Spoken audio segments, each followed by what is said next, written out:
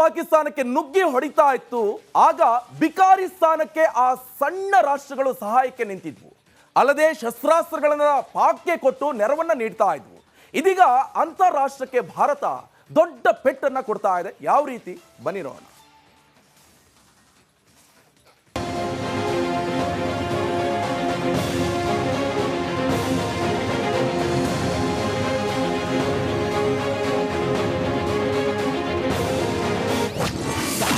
Pak ಬೆಂಬಲಿಸಿದ ಟರ್ಕಿಗೆ ಢವ ಢವ. Turkey ಪ್ರವಾಸೋದ್ಯಮ boycott. ಪಾಕಿಸ್ತಾನದ ಮೇಲೆ ಮುಗಿಬಿದ್ದ ಭಾರತ ಹಿಗ್ಗಾಮುಗ್ಗಾ ಗುಮ್ತಾ ಇತ್ತು. ಪಾಕ್ ಒಳಗೆ ನುಗ್ಗಿ ಪಾಕ್ಗೆ ತಕ್ಕ ಶಾಸ್ತಿ ಮಾಡಲಾಯಿತು. ಆದರೆ ಶಸ್ತ್ರಾಸ್ತ್ರಗಳಿಲ್ಲದೆ ಕಂಗಾಲಾಗಿದ್ದ ಪಾಕ್ಗೆ ಟರ್ಕಿ ದೇಶ ಅಜರ್ಬೈಜಾನ್ ಪಾಕ್ ನೆರವಿಗೆ ಬಂದಿತ್ತು. ಪಾಕಿಸ್ತಾನಕ್ಕೆ ಟರ್ಕಿ ನೂರಾರು ಡ್ರೋನ್ಗಳನ್ನು ಕಳುಹಿಸಿ ಭಾರತದ ಮೇಲೆ ದಾಳಿ ಮಾಡಲು ಸಹಾಯ ಮಾಡಿತ್ತು. ಇದೀಗ ನಸುಗುನ್ನಿ ಟರ್ಕಿ ಅಜರ್ಬೈಜಾನ್ಗೆ ಭಾರತ ಬಹುದೊಡ್ಡ ಪೆಟ್ಟು ಕೊಟ್ಟಿದೆ. ಅದು ಏನಂದ್ರೆ ಪ್ರವಾಸೋದ್ಯಮ ಶಾಕ್. ಪ್ರವಾಸೋದ್ಯಮವನ್ನೇ ನಂಬಿರುವಂತವರಿಗೆ ಭಾರತೀಯರು ಬಾಯ್ಕಾಟ್ ಟರ್ಕಿ ಅಭಿಯಾನ ಆರಂಭಿಸಿದ್ದಾರೆ. ಬೆಂಗಳೂರಿನಿಂದ ಬುಕ್ ಆಗಿದ್ದ ಟರ್ಕಿ ಅಜರ್ಬೈಜಾನ್ ಪ್ರವಾಸ ರದ್ದುಗೊಳಿಸಲಾಗ್ತಾ ಇದೆ. ಇನ್ನು ಟ್ರಾವೆಲ್ ಏಜೆಂಟ್ಗಳೇ ಬಾಯ್ಕಾಟ್ ಟರ್ಕಿ ಅಭಿಯಾನ ಶುರು ಮಾಡಿದ್ದಾರೆ. ಇನ್ನು CAIT ಕೂಡ ವ್ಯಾಪಾರ ವಹಿವಾಟು ಮಾಡಲು ನಿರ್ಧಾರ ಮಾಡಿದೆ. ಪ್ರತಿ ವರ್ಷ ನಾರ್ಮಲ್ ಆಗಿ ಬುಕಿಂಗ್ಸ್ ನಮಗೆ ಈ ಟರ್ಕಿ ಆಗಿರ್ಬೋದು, ಬಾಕು ಆಗಿರ್ಬೋದು, ಅಜರ್ಬೈಜಾನ್ ಆಗಿರ್ಬೋದು 30 ಇಂದ 35 ಬುಕಿಂಗ್ಸು ಸಹಜವಾಗಿ ರೆಗ್ಯುಲರ್ ಆಗಿ ಬರ್ತಾನೆ ಇರುತ್ತೆ. ಬಟ್ ಈ ಪರ್ಟಿಕ್ಯುಲರ್ ನಮ್ಮ ಪೆಹಲ್ಗಾಮ್ ಇನ್ಸಿಡೆಂಟ್ ಆದಾಗಿಂದ ನಾವು ನಮ್ಮ ಟೂರ್ ಆಪರೇಟರ್ಸ್ ಎಲ್ಲ ಸೇರ್ಕೊಂಡ್ಬಿಟ್ಟು ಇದನ್ನು ನಾವು ಕಂಪ್ಲೀಟಾಗಿ ನಮ್ಮ ಕಸ್ಟಮರ್ಸಿಗೂ ಹೇಳಿ ಅವರಿಂದನೂ ಒಳ್ಳೆ ರೆಸ್ಪಾನ್ಸ್ ಬಂದು ನಾವು ಪ್ರತಿ ಒಂದು ಬುಕ್ಕಿಂಗ್ಸ್ನು ಇವಾಗ ಕ್ಯಾನ್ಸಲ್ ಮಾಡ್ತಾ ಇದ್ದೀವಿ. ಹಾಗೆ ಕಸ್ಟಮರ್ಸ್ ಕಡೆಯಿಂದನೂ ನಮಗೆ ಒಳ್ಳೆ ರೆಸ್ಪಾನ್ಸ್ ಬಂದುಬಿಟ್ಟು ಅವರು ನಮಗೆ ಎಲ್ಲ ಬುಕ್ಕಿಂಗ್ಸ್ ಕ್ಯಾನ್ಸಲ್ ಮಾಡ್ತಾ ಇದ್ದಾರೆ.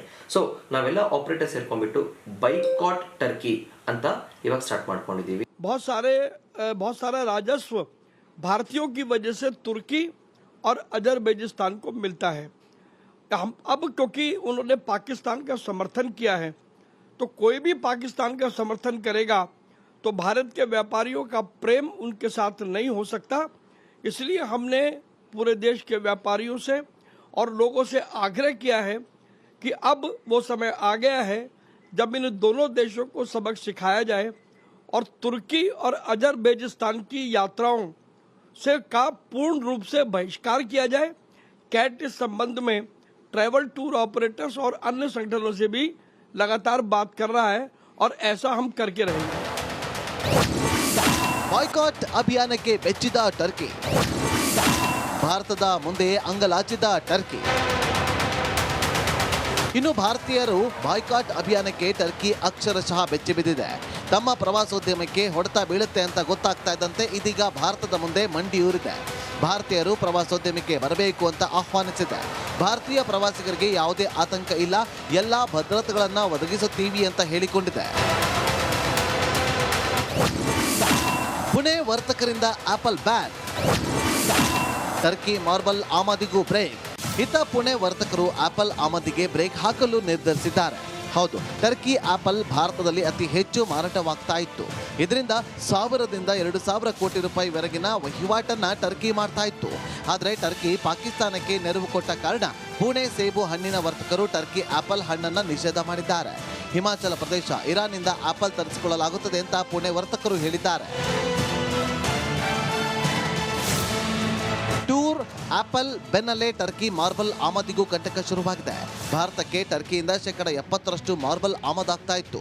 ಪಾಕ್ಗೆ ನೆರವು ನೀಡಿದ್ರಿಂದ ರಾಜಸ್ಥಾನದ ಉದಯ್ಪುರ್ ಮಾರ್ಬಲ್ ವ್ಯಾಪಾರಿಗಳು ರೊಚ್ಚಿಗೆದ್ದಿದ್ದಾರೆ. ಟರ್ಕಿಯಿಂದ ಮಾರ್ಬಲ್ಸ್ ಖರೀದಿ ಮಾಡದೇ ಇರಲು ನಿರ್ಧಾರ ಮಾಡಿದ್ದಾರೆ. Bureau report, Republic Kannada. ಈಗಾಗಲೇ ಭಾರತದಲ್ಲಿ ಟರ್ಕಿ ಬಾಯ್ಕಾಟ್ ಅಭಿಯಾನ ಈಗಾಗಲೇ ಶುರುವಾಗಿದೆ. ಇದರಿಂದಾಗಿ ಟರ್ಕಿ ಪ್ರವಾಸೋದ್ಯಮಕ್ಕೆ ಭಾರಿ ಹೊಡೆತ ಕೂಡ ಬೀಳೋದು ಗ್ಯಾರಂಟಿ ಆಗಿದೆ. ಹಾಗಾದ್ರೆ ಈ ಟರ್ಕಿಗೆ ಅದೆಷ್ಟು ನಷ್ಟ ಆಗುತ್ತೆ? ಭಾರತಕ್ಕೆ ಆಮದು ಆಗುವಂತ ವಸ್ತುಗಳೇನು, ರಫ್ತಾಗುವಂತ ವಸ್ತುಗಳೇನು? ಕಂಪ್ಲೀಟ್ ಡೀಟೇಲ್ಸ್ ಇದೆ ಇಲ್ಲಿದೆ.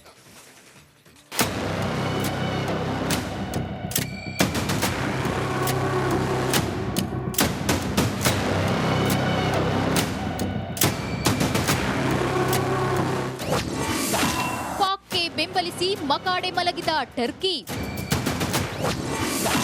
ಭಾರತೀಯ ಪ್ರವಾಸಿಗರಿಲ್ಲದೆ ಟರ್ಕಿ ಖಾಲಿ. ಹೌದು, ಭಾರತೀಯ ಪ್ರವಾಸಿಗರ ಬಾಯ್ಕಟ್ ಭೀತಿಯಿಂದ ಟರ್ಕಿ ಕಂಗೆಟ್ಟು ಹೋಗಿದೆ. ಭಾರತೀಯರಿಲ್ಲದೆ ಟರ್ಕಿ ಖಾಲಿ ಹೊಡೆಯುತ್ತೆ. ಇದಲ್ಲದೆ ಟರ್ಕಿಗೆ ಆಗೋ ನಷ್ಟ ಕೇಳಿದ್ರೆ ದಂಗಾಗಿ ಹೋಗ್ತೀರಾ?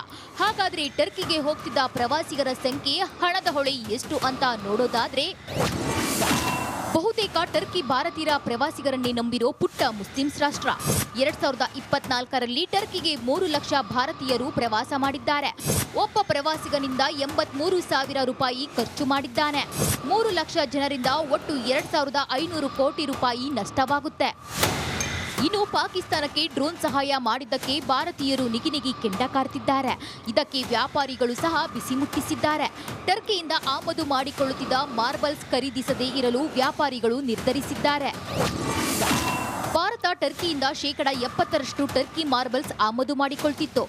ವಾರ್ಷಿಕವಾಗಿ ಟರ್ಕಿಯಿಂದ ಭಾರತಕ್ಕೆ 18 ಲಕ್ಷ ಟನ್ ಮಾರ್ಬಲ್ಸ್ ಬರುತ್ತಿತ್ತು. ಇದರಿಂದ ಟರ್ಕಿಗೆ 3,000 ಕೋಟಿ ರೂಪಾಯಿಯಷ್ಟು ಹಣಕಾಸು ವ್ಯವಹಾರ ನಡೆಯುತ್ತಿತ್ತು.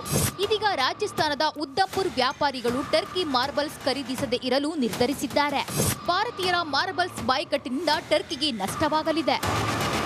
ಇನ್ನು ಟರ್ಕಿಗೆ ಭಾರತದಿಂದ ಎಲೆಕ್ಟ್ರಾನಿಕ್ ವಸ್ತುಗಳು, ಅಲ್ಯೂಮಿನಿಯಂ ವಸ್ತುಗಳು, ಆಟೋಮೊಬೈಲ್ಸ್, ವಿಮಾನದ ಭಾಗಗಳು ರಫ್ತಾಗ್ತಿವೆ. ಸದ್ಯ ಟರ್ಕಿಗೆ ರಫ್ತು ಮಾಡದಿರಲು ಭಾರತ ಇನ್ನೂ ತೀರ್ಮಾನಿಸಿಲ್ಲ. Bureau report, Republic Kannada. ಇನ್ನು ಪಂಜಾಬ್ನ ಗಡಿಯಲ್ಲಿ ಏಪ್ರಿಲ್ ರಂದು ಆಕಸ್ಮಿಕವಾಗಿ ಗಡಿ ದಾಟಿರುವಂತಹ ಭಾರತದ ಯೋಧನನ್ನ ಸದ್ಯಗ ಈ ಪಾಪಿ ಪಾಕಿಸ್ತಾನದಿಂದ ಬಿಡುಗಡೆಗೊಳಿಸಿದೆ. ಇಡೀ ಗಡಿ ಭದ್ರತಾ ಪಡೆ ಯೋಧ ಪೂರ್ಣಂ ಕುಮಾರ್ ಶಾ ಅವರನ್ನ ಪಾಕಿಸ್ತಾನ ಸೆರೆ ಹಿಡಿದಿತ್ತು. ಭೂಸೇನೆಯ 182ನೇ ಬೆಟಾಲಿಯನ್ ಯೋಧ ಈ PK ಶಾ ಅವರು ಪಂಜಾಬ್ನ ಫಿರೋಜ್ಪುರ ಬಳಿ ಆಕಸ್ಮಿಕವಾಗಿ ಗಡಿ ದಾಟಿ ಪಾಕಿಸ್ತಾನದ ಭೂಪ್ರದೇಶವನ್ನು ಪ್ರವೇಶ ಮಾಡಿದರು. ಈ ಸೇನಾ ಸಮವಸ್ತ್ರ ಧರಿಸಿರುವಂತಹ ಯೋಧ ವಿಶ್ರಾಂತಿಯನ್ನ ಪಡಲು ನೆರಳು ಅರಸಿ ಶಸ್ತ್ರಾಸ್ತ್ರ ಸಮೇತ ರೈತರ ಜೊತೆ ಪಾಕಿಸ್ತಾನದ ಭೂಪ್ರದೇಶವನ್ನ ಪ್ರವೇಶ ಮಾಡಿದ್ದಾರೆ. ಸಮವಸ್ತ್ರ ಧರಿಸಿರುವಂತಹ ಯೋಧನ ಕಂಡಂತ ಪಾಕಿಸ್ತಾನ ಸೇನೆ ಕೂಡಲೇ ಅವರನ್ನು ಬಂಧಿಸಿತು.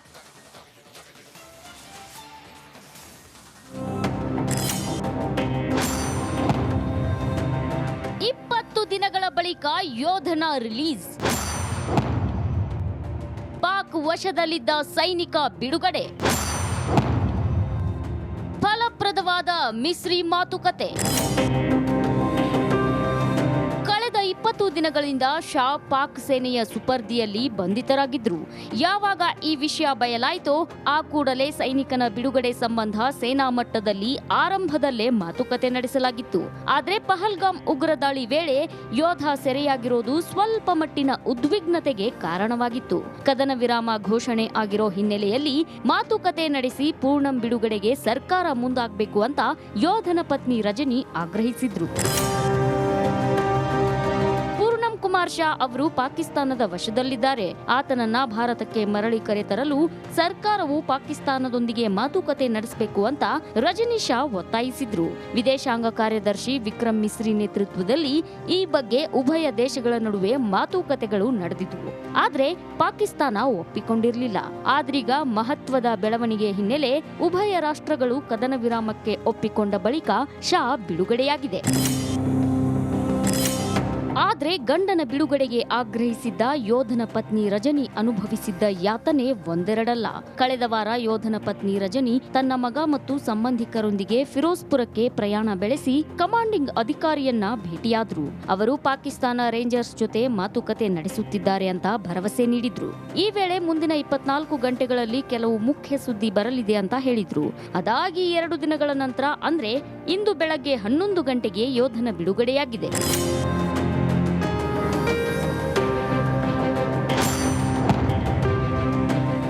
ಸೆರೆಯಲ್ಲಿದ್ದ ಯೋಧನ ಬಿಡುಗಡೆ. ಯೋಧನ ನಿವಾಸದಲ್ಲಿ ಹರ್ಷೋದ್ಗಾರ. ಸಿಹಿ ತಿಂದು ಸಂಭ್ರಮಿಸಿದ ಕುಟುಂಬಸ್ಥರು. ಯೋಧ ರಿಲೀಸ್ ಆದ ಬೆನ್ನಲ್ಲೇ ಆತನ ಕುಟುಂಬಸ್ಥರು ಪರಸ್ಪರ ಸಿಹಿ ಹಂಚಿ ಸಂಭ್ರಮಿಸಿದ್ದಾರೆ. ಅಲ್ಲದೆ ಭಾರತೀಯ ಸೇನೆಗೆ ಅಭಿನಂದನೆ ತಿಳಿಸಿದ್ದಾರೆ. ಎಲ್ಲವೂ ಅಂದುಕೊಂಡಂತೆ ಆಗಿದೆ. ಕ್ರಾಂತಿ ಕಹಳೆ ಊದಿದ್ದ ಪಾಕಿಸ್ತಾನ ಸದ್ಯ ಭಾರತದ ರೌದ್ರಾವತಾರಕ್ಕೆ ಬೆಚ್ಚಿ ಬಿದ್ದು ಶಾಂತಿ ಮಂತ್ರ ಪಠಿಸಿದೆ. ಹೀಗಾಗಿ ಯೋಧ ಶಾ ಬಿಡುಗಡೆ ಸುರಕ್ಷಿತವಾಗಿ ನೆರವೇರಿದೆ. Bureau report, Republic Kannada. ನೋಡಿ, ಈ ಪಾಪಿ ಪಾಕಿಸ್ತಾನ ಯಾವತ್ತಿದ್ರೂ ಕೂಡ ಉಗ್ರರನ್ನ ಪೋಷಣೆ ಮಾಡುವಂತ ರಾಷ್ಟ್ರ ಅನ್ನೋದಕ್ಕೆ ಪಾಕ್ ಸರ್ಕಾರದ ಇವತ್ತಿನ ನಡೆ ಏನಿದೆ ಮತ್ತೊಂದು ಸಾಕ್ಷಿ ಆಗಿದೆ. ಇಡೀ ಭಾರತದ ಪ್ರತೀಕಾರದಲ್ಲಿ ಮೃತಪಟ್ಟಂತ ಉಗ್ರರಿಗೆ ಪಾಪಿ ಪಾಕಿಸ್ತಾನ ಪರಿಹಾರ ಘೋಷಣೆ ಮಾಡಿದೆ. ಅದು ಕೂಡ ಸಾಲ ಮಾಡಿ ಕೋಟಿ ಕೋಟಿ ಪರಿಹಾರವನ್ನ ಕೊಟ್ಟಿದೆ. ತಿನ್ನೋಕೆ ಗತಿ ಇಲ್ಲದಂತಹ ಜಿನ್ನಾ ಲ್ಯಾಂಡ್ಗೆ ಉಗ್ರರು ಎಷ್ಟು ಮುಖ್ಯ ಅನ್ನೋದನ್ನ ತಿಳಿಸೋಕೆ ಪಾಕ್ ಸರ್ಕಾರದ ಈ ನೀಚ ನಡೆಯೇ ಸಾಕ್ಷಿಯಾಗಿದೆ. ಮತ್ತೆ ನರರಕ್ಕಸರ ಬೆಂಬಲಕ್ಕೆ ನಿಂತ ಪಾಕಿಸ್ತಾನ. ಉಗ್ರ ಅಜರ್ ಕುಟುಂಬಕ್ಕೆ 14 ಕೋಟಿ ಪರಿಹಾರ. ಮೃತ ಉಗ್ರರ ಕುಟುಂಬಕ್ಕೆ ತಲಾ 1 ಕೋಟಿ ರೂಪಾಯಿ.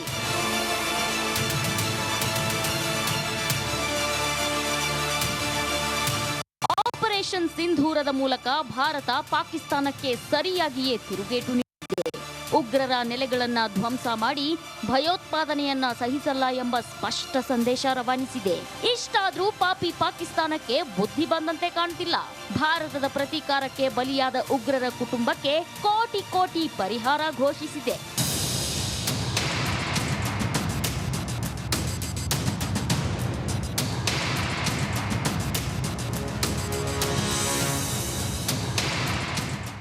ಎಸ್, ಭಾರತೀಯ ವಾಯುಸೇನೆ ದಾಳಿಗೆ ಉಗ್ರರ 9 ನೆಲೆಗಳು ಉಡಿಸಾಗಿದ್ವು. 100ಕ್ಕೂ ಹೆಚ್ಚು ಉಗ್ರರು ಮಟ್ಯಾಶ್ ಆಗಿದ್ರು. ಬಹವಾಲ್ಪುರದಲ್ಲಿರೋ ಜೈಷ್ ಎ ಮೊಹಮ್ಮದ್ ಉಗ್ರ ಸಂಘಟನೆಯ ಪ್ರಧಾನ ಕಚೇರಿಯು ಧ್ವಂಸವಾಗಿತ್ತು. ಮೋಸ್ಟ್ ವಾಂಟೆಡ್ ಕಂದಹಾರ ವಿಮಾನ ಅಪಹರಣದ ರೂವಾರಿ, ಮುಂಬೈ ದಾಳಿಯ ಮಾಸ್ಟರ್ ಮೈಂಡ್ ಅಜರ್ ಕುಟುಂಬದ 14 ಮಂದಿ ಬಲಿಯಾಗಿದ್ರು. ಇದೀಗ ಮಾನಗೇಡಿ ಪಾಕಿಸ್ತಾನ ಅಜರ್ ಕುಟುಂಬದ 14 ಮಂದಿಗೆ ತಲಾ 1 ಕೋಟಿ ರೂಪಾಯಿ ಪರಿಹಾರ ಘೋಷಿಸಿ ತೀವ್ರ ಟೀಕೆಗೆ ಗುರಿಯಾಗಿದೆ.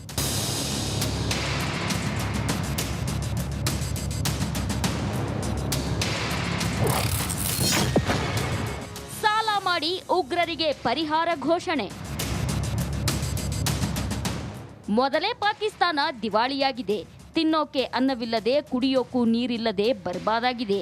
ಹೀಗಿರುವಾಗ ಜಿನ್ನಾ ಲ್ಯಾಂಡ್ IMF ಅಂದ್ರೆ ಅಂತಾರಾಷ್ಟ್ರೀಯ ಹಣಕಾಸು ನಿಧಿ ಮೊರೆ ಹೋಗಿತ್ತು. ಹೀಗಾಗಿ IMF ಪಾಕಿಸ್ತಾನಕ್ಕೆ 19,000 ಕೋಟಿ ರೂಪಾಯಿ ಸಾಲ ನೀಡಿದೆ. ಸಾಲದ ಹಣ ಬಂದೊಡನೆ ಉಗ್ರ ಅಜರ್ ಕುಟುಂಬಕ್ಕೆ 14 ಕೋಟಿ ರೂಪಾಯಿ ಪರಿಹಾರ ಘೋಷಿಸಿದೆ ಎಂಬ ಗಂಭೀರ ಆರೋಪ ಕೇಳಿಬಂದಿದೆ.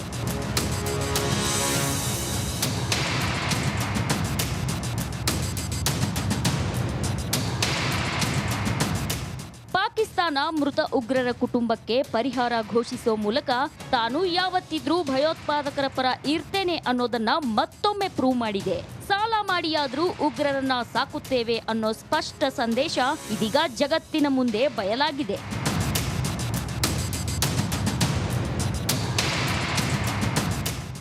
News desk, republic Kannada. ಇನ್ನು ಆಪರೇಷನ್ ಸಿಂಧೂರ ಪಾಪಿ ಪಾಕಿಸ್ತಾನದ ನಿದ್ದೆಗೆಡಿಸಿದೆ. ಉಗ್ರರ ನೆಲೆಗಳನ್ನೇ ಟಾರ್ಗೆಟ್ ಮಾಡಿ ಧ್ವಂಸಗೊಳಿಸಿದೆ. ಆದ್ರೀಗ ಭಾರತದ ರಣಭೀಕರ ದಾಳಿಗೆ ಪಾಕ್ ಸೇನೆ ಪಾತ್ರಗುಟ್ಟಿದೆ. ದಾಳಿ ವೇಳೆ ಪಾಪಿ ಪಾಕಿಸ್ತಾನ ಅಣ್ವಸ್ತ್ರ ಸಂಗ್ರಹ ಘಟಕಕ್ಕೆ ಹಾನಿಯಾಯಿತು. ಹಾಗಾದ್ರೆ ಪಾಕಿಸ್ತಾನದಲ್ಲಿ ಅಣ್ವಸ್ತ್ರ ಸೋರಿಕೆಯಿಂದ ಮೆಡಿಕಲ್ ಎಮರ್ಜೆನ್ಸಿ ಘೋಷಣೆ ಆಗಿದೆಯಾ? ಆ ಬಗ್ಗೆ ಒಂದು ಇಂಟ್ರೆಸ್ಟಿಂಗ್ ವರದಿ ಇದೆ, ಬನ್ನಿ ನೋಡ್ಕೊಂಡು.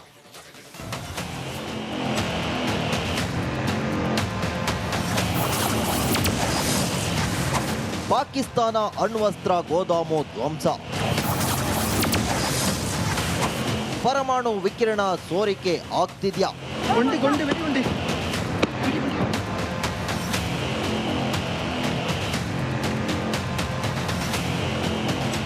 ಪಹಲ್ಗಾಮ್ ನರಮೇಧದ ಪ್ರತೀಕಾರಕ್ಕೆ ಕಾದು ಕುಳಿತಿದ್ದ ಭಾರತ ಮೇ 7ರಂದು ಉಗ್ರರ ಅಡುಗು ತಾಣಗಳ ಮೇಲೆ ದಾಳಿ ಮಾಡಿ ಹುಟ್ಟಡಗಿಸಿತ್ತು.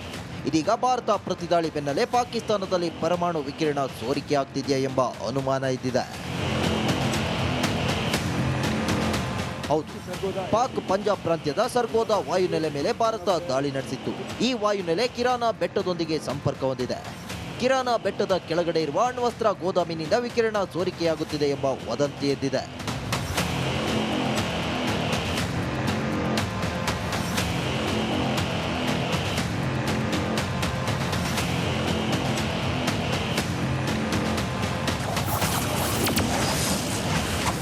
ಸರ್ಗೋದಾ ವಾಯುನೆಲೆಯಿಂದ ರಸ್ತೆಯ ಮೂಲಕ ಕೇವಲ 20 ಕಿಲೋಮೀಟರ್ ಮತ್ತು ಕುಶಾಬ್ ಪರಮಾಣು ಸ್ಥಾವರದಿಂದ 75 ಕಿಲೋಮೀಟರ್ ದೂರದಲ್ಲಿ ಕಿರಾನ ಬೆಟ್ಟ ಇದೆ. ಸುಮಾರು 68 ಚದರ ಕಿಲೋಮೀಟರ್ ಪ್ರದೇಶವನ್ನು ಆವರಿಸಿರುವ ಮತ್ತು 39 ಕಿಲೋಮೀಟರ್ ಪರಿಧಿಯಿಂದ ಸುತ್ತುವರಿದಿರುವ ಕಿರಾನ ಬೆಟ್ಟಗಳು ಬಹುಪದರದ ರಕ್ಷಣಾ ವ್ಯವಸ್ಥೆಯೊಂದಿಗೆ ವಿನ್ಯಾಸಗೊಳಿಸಲಾಗಿದೆ. ಇದರ ಒಳಗಡೆ ಕನಿಷ್ಠ 10 ಭೂಗತ ಸುರಂಗ ಇದೆ ಎನ್ನಲಾಗುತ್ತಿದೆ.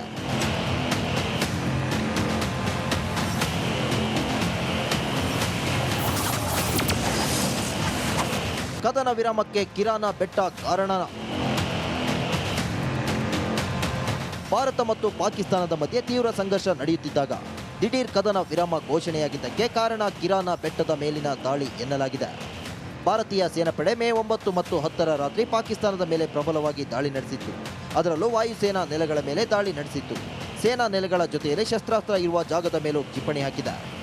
ಈ ಪೈಕಿ ಪಾಕಿಸ್ತಾನ ಅಣ್ವಸ್ತ್ರ ಸಂಗ್ರಹ ಮತ್ತು ಮಿಲಿಟರಿ ಸಂಗ್ರಹಣ ಸ್ಥಳ ಕಿರಾನ ಬೆಟ್ಟದ ಮೇಲೆಯೇ ದಾಳಿ ನಡೆಸಿದೆ ಎಂದು ವಿದೇಶಿ ಮಾಧ್ಯಮಗಳು ವರದಿ ಮಾಡಿವೆ.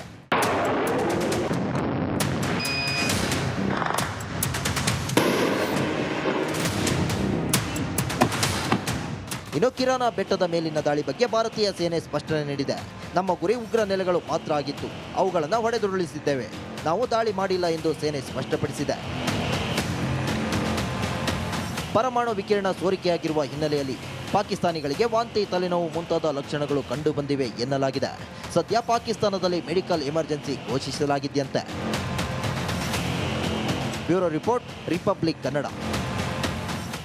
ದಾಳಿಯ ಬಳಿಕ ಭಾರತ ಭಯೋತ್ಪಾದನೆಯನ್ನ ಸಮಾಧಿ ಮಾಡಲು ಪಣ ತೊಟ್ಟಿದೆ. ಈ ನಿಟ್ಟಿನಲ್ಲಿ ರಕ್ತ ಪಿಪಾಸುಗಳನ್ನ ಹುಡುಕಿ ಈಗ ಕೊಂದು ಹಾಕಲಾಗ್ತಾ ಇದೆ. ಕಿರಿದಾದ ಬೆಟ್ಟ ಗುಡ್ಡದಲ್ಲಿ ಅಡಗಿ ಕೂತಿರುವಂತಹ 3 LET ಉಗ್ರರನ್ನ ಸೇನೆಗ ಕೇಲ್ ಖತಂ ಪುಂಗಿ ಬಂದ್ ಮಾಡಿದೆ. ನಿರಂತರವಾಗಿ ಭಯೋತ್ಪಾದಕರ ನೆಲೆಗಳನ್ನು ಹುಡುಕಿ ಆ ಕ್ರಿಮಿಗಳನ್ನು ಹೊಸಕಿ ಹಾಕುವಂತ ಪ್ರಯತ್ನವನ್ನ ನಿರಂತರವಾಗಿ ಮಾಡ್ತಾ ಇದೆ. ಈ ಬೆಟ್ಟದಲ್ಲಿ ನಿನ್ನೆ 3 ಜನರನ್ನ ಭಾರತೀಯ ಸೇನೆ ಎನ್ಕೌಂಟರ್ ಮಾಡಿತ್ತು. ಈ ಬೆಟ್ಟದಲ್ಲಿ ಖಚಿತ ಮಾಹಿತಿ ಇತ್ತು ಭಾರತೀಯ ಸೇನೆಗೆ. ಖಚಿತ ಮಾಹಿತಿಯನ್ನು ಆಧರಿಸಿ ಭಾರತೀಯ ಸೇನೆ ಇಲ್ಲಿ ಕಾರ್ಯಾಚರಣೆಯನ್ನು ಮಾಡುತ್ತೆ. ಯಾಕಂತ ಹೇಳಿದ್ರೆ ಈ ಬೆಟ್ಟದಲ್ಲಿ ಈ ಹಿಂದೆ ಹಿಜ್ಬುಲ್ ಮುಜಾಹಿದೀನ್ ಮತ್ತೆ LET ಲಷ್ಕರ್ ಎ ತೊಯ್ಬಾ ಸಂಘಟನೆಯ ಬೇಸ್ ಕ್ಯಾಂಪ್ಗಳೆಲ್ಲವೂ ಕೂಡ ಇಲ್ಲಿ ಆಪರೇಟ್ ಆಗ್ತಾ ಇತ್ತು. ಇಲ್ಲಿನ ಜನ ಈ ಭಯೋತ್ಪಾದಕರಿಗೆ ಸ್ಲೀಪರ್ ಸೆಲ್ಗಳಾಗಿ ಕೆಲಸ ಮಾಡ್ತಾ ಇದ್ರು ಅನ್ನುವ ಮಾಹಿತಿ ಸೇನೆಗೆ ಲಭಿಸುತ್ತೆ. ಆ ಕಾರಣದಿಂದ ಭಾರತೀಯ ಸೇನೆ ಇಲ್ಲಿಗೆ ಕಾರ್ಯಾಚರಣೆಗೆ ಬಂದಾಗ ನೋಡಿ, ಅಗಾಧ ಪ್ರಮಾಣದ ಶಸ್ತ್ರಾಸ್ತ್ರಗಳನ್ನು ಇಟ್ಕೊಂಡಂತ ಭಯೋತ್ಪಾದಕರು 3 ಜನ ಇಲ್ಲಿ ಭಾರತೀಯ ಸೇನೆ ಮೇಲೆ ಅಟ್ಯಾಕ್ ಮಾಡೋದಕ್ಕೆ ಮುಂದಾಗ್ತಾರೆ. ಆ ಸಮಯದಲ್ಲಿ ಭಾರತೀಯ ಸೇನೆ ಅವರಿಗೆ ಎಚ್ಚರಿಕೆಯನ್ನು ಕೊಡುತ್ತೆ. ನೋಡಿ, ಶರಣಾಗಬೇಕು ಅಂತ ಹೇಳಿ ಎಚ್ಚರಿಕೆ ಕೊಡುತ್ತೆ. ಆಗ ಅವರು ಭಾರತೀಯ ಸೇನೆ ಮೇಲೆ ದಾಳಿಯನ್ನು ಮಾಡ್ತಾರೆ. ದಾಳಿ ಮಾಡಿದಾಗ ಎನ್ಕೌಂಟರ್ ಮಾಡುತ್ತೆ. ಅವ್ರನ್ನ ಸುತ್ತುವರಿದಂಥ ಭಾರತೀಯ ಸೇನೆ ಎನ್ಕೌಂಟರ್ ಮಾಡುತ್ತೆ. ಅದರಲ್ಲಿ ಶಾಹಿದ್ ಅಹಮದ್ ಕುಟ್ಟೆ, ಆತ LET ಉಗ್ರ, ಹಾಗೆ ಅದ್ನಾನ್ ಶಾಫಿ ಸೇರಿದಂತೆ ಇನ್ನೊಬ್ಬನನ್ನ ಭಾರತೀಯ ಸೇನೆ ಎನ್ಕೌಂಟರ್ನಲ್ಲಿ ಕೊಲ್ಯಾಪ್ಸ್ ಮಾಡಿಬಿಡುತ್ತೆ. ಇವರೆಲ್ಲರೂ ಕೂಡ ದಿ ರೆಸಿಸ್ಟೆನ್ಸ್ ಫ್ರಂಟ್ ಅನ್ನುವ ಭಯೋತ್ಪಾದಕ ಸಂಘಟನೆಗೆ ಸೇರಿದವರು ಅನ್ನೋದು ಮಾಹಿತಿ ಸಿಕ್ಕಿದೆ. ಇವರು ಪೆಲಂಗಾಮ್ನಲ್ಲಿ ಆದಂತಹ ನರಮೇಧ ಇದೆಯಲ್ಲ, ಆ ನರಮೇಧದಲ್ಲಿ ಇದೇ ಕುಷ್ಟು ಬೆಟ್ಟದಲ್ಲಿ ಇವರು ಅದಕ್ಕೆ ಬೇಕಾದಂಥ ತಯಾರಿಗಳನ್ನು ಮಾಡ್ಕೊಂಡಿದ್ರು. ಆ ಭಯೋತ್ಪಾದಕರಿಗೆ ಇವರು ಎಲ್ಲ ರೀತಿಯಲ್ಲೂ ಕೂಡ ಫೀಡ್ ಮಾಡಿದ್ರು ಅನ್ನೋದ್ರ ಬಗ್ಗೆ ಈಗ ಮಾಹಿತಿ ಲಭ್ಯ ಆಗುತ್ತೆ. ಈ 3 ಜನರನ್ನ ಭಾರತೀಯ ಸೇನೆ ಹೊಡೆದು ಹಾಕಿದೆ. ಇನ್ನೂ ಕೂಡ ಹೆಚ್ಚಿನ ಈ ಭಯೋತ್ಪಾದಕರು ಇದೇ ಬೆಟ್ಟದಲ್ಲಿ ಇದ್ದಾರೆ ಅನ್ನುವ ಮಾಹಿತಿ ಇತ್ತು. ನಿನ್ನೆ ಎನ್ಕೌಂಟರ್ ಆಗಿದ್ದು ಕೂಡ ಇದೇ ಬೆಟ್ಟದಲ್ಲಿ. ಈ ಕುಶ್ರು ಬೆಟ್ಟ ಯಾವಾಗಲೂ ಕೂಡ ಈ ಭಯೋತ್ಪಾದಕರ ಓಡಾಟ ಚಲನವಲನಕ್ಕೆ ಇದು ಅಪಖ್ಯಾತಿಯನ್ನು ಪಡೆದಂತಹ ಒಂದು ಬೆಟ್ಟ. ಇದು ಇಲ್ಲಿದ್ದಂಥ ಜನರ ಜೊತೆಯಲ್ಲಿ ಮನೆಯೆಲ್ಲ ಕಾಣಿಸ್ತಾ ಇದೆಯಲ್ಲ, ನಾವು ಬೆಟ್ಟದ ಮೇಲ್ಗಡೆ ಇದ್ದೀವಿ. ಈಗ ಈ ಮನೆಯವರ ಜೊತೆಯಲ್ಲಿ ಅವರು ನಿರಂತರವಾಗಿ ಸಂಪರ್ಕದಲ್ಲಿರ್ತಾ ಇದ್ರು. ಸಂಪರ್ಕದಲ್ಲಿದ್ದು ಅವರು ತಮಗೆ ಬೇಕಾದಂಥ ಅಗತ್ಯ ವಸ್ತುಗಳು ಮತ್ತೊಂದು ಎಲ್ಲವನ್ನು ಕೂಡ ಇವರು ಈ ಮನೆಗಳಿಂದ ತೆಗೆದುಕೊಂಡು ಹೋಗ್ತಾ ಇದ್ರು ಅನ್ನೋ ವಿಚಾರ ಗೊತ್ತಾಗಿದೆ. ಸದ್ಯಕ್ಕೆ ಸ್ಲೀಪರ್ ಸೆಲ್ ಇವರೆಲ್ಲರನ್ನು ಕೂಡ ಈಗ ಭಾರತೀಯ ಸೇನೆ ಹೆಡೆಮೂರು ಕಟ್ಟುವಂಥ ಕೆಲಸ ಮಾಡ್ತಾ ಇದೆ. ಜೊತೆಗೆ ಆ ಬೆಟ್ಟವನ್ನು ಸೀಲ್ ಮಾಡಿದೆ, ಅಲ್ಲಿ ಸ್ಯಾನಿಟೈಸ್ ಮಾಡಿ ಸಂಪೂರ್ಣವಾಗಿ ಅಲ್ಲಿ ಕಣ್ಗಾವಲನ್ನು ಇಟ್ಟಿದೆ.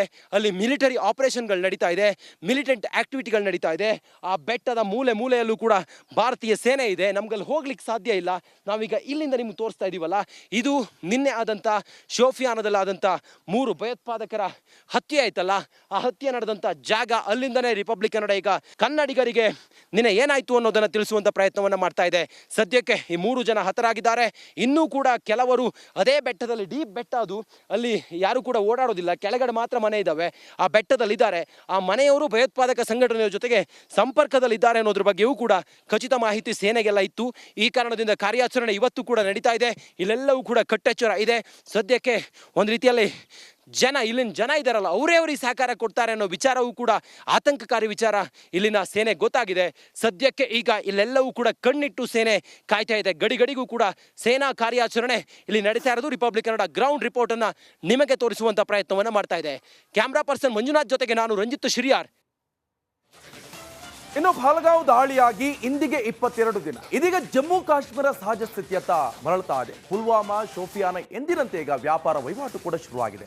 ತರಕಾರಿ ಹಣ್ಣು ಕೊಂಡುಕೊಳ್ಳುವಲ್ಲಿ ಈಗ ಜನ ಬಹಳ ಬ್ಯುಸಿಯಾಗಿದ್ದಾರೆ.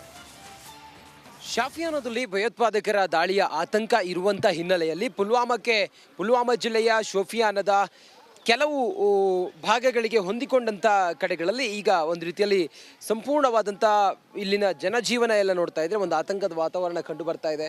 ಇದರ ನಡುವೆ ಭಯೋತ್ಪಾದಕರ ಒಂದು ಆತಂಕದ ನಡುವೆಯೂ ಕೂಡ ಜನ ತಮ್ಮ ಚಟುವಟಿಕೆಗಳಲ್ಲಿ ಭಾಗಿಯಾಗಿರೋದನ್ನು ತಾವು ಗಮನಿಸ್ತಾ ಇದ್ದೀರಿ. ಹಾಗೆ ವೆಹಿಕಲ್ಗಳೆಲ್ಲವೂ ಕೂಡ ಹೀಗೆ ಹೋದರೆ ಶಾಫಿಯಾನ ಕಡೆ ಹೋಗುತ್ತೆ, ಈ ಕಡೆ ಹೋದರೆ ಪುಲ್ವಾಮಾ ಕಡೆ ಹೋಗುತ್ತೆ. ಇಲ್ಲೆಲ್ಲ ಜನನಿಬಿಡ ಪ್ರದೇಶ ಇದು. ಜನರೆಲ್ಲ ಇಲ್ಲಿ ವಾಸ ಮಾಡ್ತಾರೆ. ರೆಸಿಡೆನ್ಸ್ ಎಲ್ಲವೂ ಕೂಡ ಇಲ್ಲಿರುತ್ತೆ. ಇಲ್ಲಿ ಯಾವಾಗಲೂ ಕೂಡ ಸೇನೆಯ ಕಣ್ಗಾವಲು ಇಲ್ಲಿ ಇದ್ದೇ ಇರುತ್ತೆ. ಒಂದು ರೀತಿಯಲ್ಲಿ ಕಟ್ಟೆಚ್ಚರವನ್ನು ವಹಿಸಲಾಗುತ್ತೆ. ಯಾಕಂತ ಹೇಳಿದರೆ ಇದೆಲ್ಲವೂ ಕೂಡ ಫಾರೆಸ್ಟ್ಗೆ ನಿಯರ್ ಆಗುವಂಥ ಜಾಗ ಆಗಿರೋದ್ರಿಂದಾಗಿ, ಫಾರೆಸ್ಟ್ಗೆ ಹತ್ತಿರ ಇರುವಂಥ ಜಾಗ ಆಗಿರೋದ್ರಿಂದಾಗಿ ಇಲ್ಲಿ ಸಂಪೂರ್ಣವಾದ ಒಂದು ಕಣ್ಗಾವಲು ಇದ್ದೇ ಇರುತ್ತೆ. ಈ ಕಡೆ ಹೋದರೆ ಪುಲ್ವಾಮಾ ಕಡೆಗೆ ನೋಡ್ಬೋದು ನೀವು.